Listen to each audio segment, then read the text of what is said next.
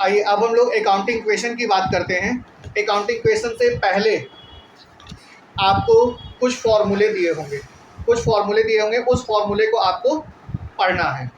अगर वो फॉर्मूले आप कर लेते हो तो आपको अकाउंटिंग इक्वेशन इजी तरीके से पता चल जाएगा कि कैसे बनता है। आपको वो लिंक में मिल जाएगा, देख लेना, आप लिंक में नीचे दिया होगा या वीडियो भी आ जाएगी, डिस्क्रिप्शन में लिंक होगा और आई बटन में आ जाएगा। हाँ, आप देख लीजिएगा। यहाँ पे आप देखिएगा अकाउंटिंग इक्वेशन हम लोग करने शुरू करते हैं। ये प्रैक्टिकल चैप्टर है, इसमें थ्योरी नहीं आती है, हमेशा इसमें प्रैक्टिकल आएगा। और ये क्वेश्चन जो आते हैं 8 नंबर के क्वेश्चन आते हैं। पहले 6 नंबर का बड़ा क्वेश्चन और 2 नंबर का छोटा क्वेश्चन, या कभी कभी किसी स्कूल में 6 नंबर का भी कर देते हैं, किसी स्कूल में 8 नंबर का कर देते हैं। तो ये 4+2 हो सकता है, 6 हो गया, या 6+2 कर सकते हैं, 8 हो गया, या फिर 4-2-2 कर सकते हैं, 8 कर देंगे। तो ऐसे वो स्कूल के ऊपर डिपेंड करता है, लेकिन 6 से 8 के बीच में आपका क्वेश्चन रहेगा ही रहेगा। और ये प्रैक्टिकल रहेगा, थ्योरी इसमें कुछ भी नहीं रहेगा। इस चैप्टर में केवल प्रैक्टिकल है, और इस प्रैक्टिकल को बहुत इजी है। अगर आप फॉर्मूले को याद रखोगे ना तो ये सारे आपको अकाउंटिंग इक्वेशन इजी तरीके से समझ में आ जाएंगे। अब इसमें मैंने पहले भी आपको कॉन्सेप्ट मैंने बता चुका हूँ कि कॉन्सेप्ट में क्या क्या चीज़ें, मैंने 9 कॉन्सेप्ट पहले भी बता चुका हूँ। कॉन्सेप्ट का लिंक में आ रहा होगा, आपको यूट्यूब पे आ रहा होगा, आपको डिस्क्रिप्शन में आपको लिंक मिल जाएगा हर चीज़ का। तो आप देखते रहिएगा यहाँ पे।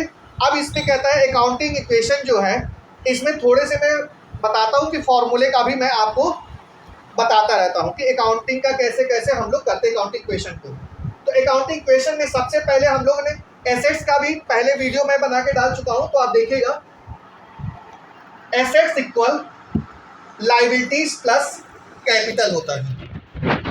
यहाँ पे आपको देखना पड़ेगा, assets equal liabilities plus capital, यहाँ पे ध्यान रखिएगा। और फिर दूसरा जो फॉर्मूला होगा, capital equal assets minus liabilities होगा। और तीसरा जो होगा, liabilities equal assets minus capital होगा। तो ये फॉर्मूला अगर आपको पता होगा तो इसके ऊपर आप आसानी से अकाउंटिंग इक्वेशन कर सकते हैं। तो अकाउंटिंग इक्वेशन करने के लिए आपको इन फॉर्मूलों को ध्यान में रखना पड़ेगा। ये सारे एसेट्स, लायबिलिटीज, कैपिटल का मैंने वीडियो बना के इसमें डाल चुका हूँ, पहले भी डाल चुका हूँ, इसलिए यहाँ पे ज़्यादा डिफाइन करने की मुझे ज़्यादा जरूरत नहीं है। और इसके फॉर्मूले भी मैंने डाल रखे हैं। इस चीज़ को आपको ध्यान में रखना होगा, ठीक है। तो एसेट्स क्या है, लायबिलिटीज क्या है, कैपिटल क्या है, ये आपको ध्यान रखना पड़ेगा। मैंने पहले भी वीडियो बना के डाल चुका हूँ कि एसेट्स में क्या क्या चीज़ें आती हैं, लायबिलिटीज में क्या क्या चीज़ें आती हैं, और कैपिटल में क्या क्या चीज़ें आती हैं। तो यहाँ पे अब आपको मैंने एक पिछले वीडियो में डुअल एक्सपेक्ट कॉन्सेप्ट के भी बारे में बताया था। डुअल एक्सपेक्ट कॉन्सेप्ट देखिएगा, यहाँ पे एक ये है, तो 2 और 3 ये जो बना रहा हूँ, ये दोनों मिलके क्या करते हैं, एक दूसरे के बराबर कर देते हैं। यहाँ पे देखिएगा, मैं फिर से बता दे रहा हूँ, डुअल एक्सपेक्ट कॉन्सेप्ट में assets equal liabilities plus capital. तो यहाँ पे देखिएगा, एक ये है, तो यहाँ पे 2 + 3 ये दोनों मिलके एक के बराबर कर दे रहे हैं। तो assets equal liabilities plus capital हमें ध्यान में रखना पड़ेगा कि क्या लायबिलिटीज में जाएगा और क्या कैपिटल में जाएगा और क्या एसेट्स में जाएगा, उस हिसाब से आपको ध्यान में रखना है, ठीक है। अगर कोई बिजनेस स्टार्ट होता है, अगर कोई बिजनेस, राम स्टार्टेड बिजनेस,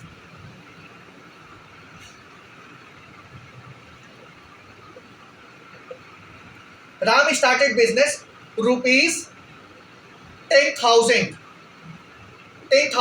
तो यहां पे देखिएगा, assets plus liabilities, assets equal liabilities plus capital. तो ये जब स्टार्ट किया तो कैश बन जाएगा, ये कैश बनेगा और ये कैपिटल बनेगा। तो 10,000 हमारा एसेट साइड में आ जाएगा, लायबिलिटीज में हमारा 0 हो जाएगा और कैपिटल में हमारा 10,000 चला जाएगा। क्लियर हुआ, समझ में आया।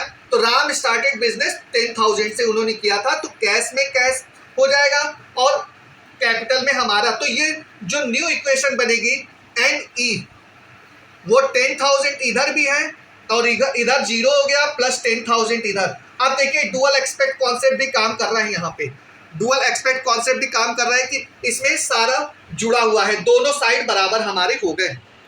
क्लियर हो गया यहाँ तक? जी सर। इसी तरह से आपको कोई भी बिजनेस ले लीजिए, स्टॉक परचेज या गुड्स परचेज, आप किसी भी तरीके का लेंगे तो उसमें आएगा ही। देखिएगा दूसरा एंट्री मैं बता रहा हूं, गुड्स परचेज ऑन क्रेडिट ₹5,000। अब देखिएगा यहां पे गुड्स परचेज किया गया है, लेकिन किस पे किया गया है? उधार पे किया गया है। तो अब हमारा assets equal liabilities plus capital. अब मेरे पास क्या आया? मेरे पास जब मैंने परचेज किया कोई गुड्स तो मेरे पास स्टॉक आया। पहले बार में कैश में नहीं लिखा था, अब देखिए स्टॉक कर रहा हूं 5,000 इक्वल लायबिलिटीज मेरी बढ़ गई क्योंकि मैंने उधार पे खरीदा है, लायबिलिटीज मेरी बढ़ गई 5,000 से और इस बार कैपिटल 0 हो जाएगा। तो ये हमारा न्यू इक्वेशन बनेगा, 5,000 इक्वल 5,000 प्लस 0। देखिए दोनों साइड बराबर हो गया, ये भी डुअल एक्सपेक्ट कॉन्सेप्ट पे काम करेगा। तो इसी तरीके से हमें हर एंट्री को हमें देखना पड़ेगा। आगे देखिए और बता देता हूं, गुड्स परचेज ऑन कैश या लाइन तीसरा कर देता हूं, बिल्डिंग परचेज कर देता हूं, कोई और भी कर देता हूं, बिल्डिंग परचेज कर देता हूं, कुछ भी आप ले सकते हो। बिल्डिंग परचेज, तो आपके पास आया क्या? बिल्डिंग आए, बिल्डिंग परचेज ₹10 लाख का कर देता हूं, 10 लाख का कर दिया। तो assets equal liabilities plus capital. मैंने बिल्डिंग परचेज किया तो बिल्डिंग क्या मेरा एसेट्स हो गया, एसेट्स हो गया बिल्डिंग हमारा एसेट्स हो गया। मैंने किसमें खरीदा? यहाँ पे कैश और क्रेडिट कुछ नहीं दिया है तो एज्यूम करेंगे कैश में, तो वो हमारे कैश में हो जाएगा। तो बिल्डिंग मैंने कितने का खरीदा? 1 लाख का बिल्डिंग हमारे बिजनेस 10 लाख का, 10 लाख का बिल्डिंग मेरे उसमें आ गया और लायबिलिटीज हमारी 0 हो गई और कैपिटल हमारी बढ़ गई 10 लाख की। अब देखिएगा न्यू इक्वेशन में जाके देखिएगा, एनी में जाके देखेंगे तो 10 लाख ये भी हो गया इधर साइड में, एसेट साइड में, और इक्वल 0 हो गया प्लस 10 लाख हमारा कैपिटल भी बन गया। मैंने उस दिन भी बताया था कि जो भी हमारा एसेट्स होता है, जो भी कुछ होता है वो कैपिटल के रूप में बन जाता है हमारा। तो यहाँ पे कैपिटल के रूप में हमारा बन गया। यहाँ पे देखिए, यहाँ पे क्रेडिट और कैश कुछ भी नहीं दिया है, बिल्डिंग परचेज हुआ है, ना तो यहाँ पे कैश दिया है ना तो क्रेडिट दिया है, इसलिए हमें यहाँ पे एज्यूम कैश ही करना पड़ेगा। अब आप कहोगे कि सर गूगल पे से हमने पे कर दिया, तो अरे गूगल पे से भी पे कर दिया तो वो कैश ही माना जाएगा। यहाँ पे बैंक भी कर सकते हो, कैश भी कर सकते हो, लेकिन यहाँ चेक पेमेंट होती तो आप ज़्यादा अच्छा करते कि यहाँ पे बैंक कर देते अगर चेक से पेमेंट होती। लेकिन यहाँ पे चेक भी नहीं लिखा है, किसी व्यक्ति का नाम भी नहीं लिखा है, क्रेडिट भी नहीं लिखा है, कैश भी नहीं लिखा है, तो हम लोग एज्यूम करेंगे कैश को ही एज्यूम करेंगे।